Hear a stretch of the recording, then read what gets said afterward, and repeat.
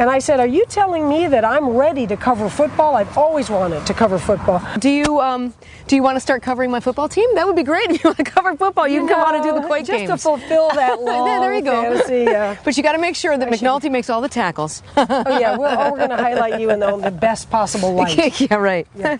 Make the best out of every moment. And when you get to be my age too, I don't put things on lists anymore. They're all at the top of the list. There's no like, oh, I'll do that one day. Oh, okay. No, it's got like, if I'm going to do it, I'm doing it now. I'm going to do that today. Yeah, right away. Well, you seem to have always approached your life that way, looking back at all the things that you've done and the. No. If we really wanted to get deep about it, I've done some hanging out. I've been afraid. I've what scares isolated. Diana Nyad? What? What scares Diana Nyad? I think just failure, just not being the best I can be. Yeah. You know, it's internal stuff. Yeah. It's not like sharks. Well, I guess not. If you, Yeah. Do you swim in a cage? Speaking of sharks, to get back to swimming again. But I in all those years, 10 years of distance swimming, I swam in a cage once, but it didn't work. I kept getting thrown up against the sides of it, so we just let it go. Oh, so, okay. You just hope there's no sharks out there. Yeah, you just believe what all the experts say, that they would never come up in a flotilla of boats and bite you. And then when you leave the door, they say, but the truth is, we don't know anything about them.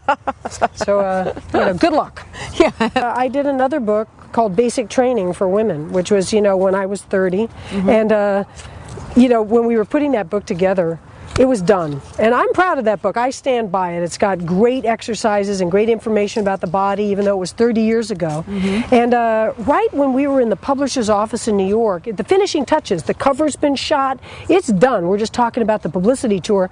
Little knock on the door. There are like 20 of us in this big meeting.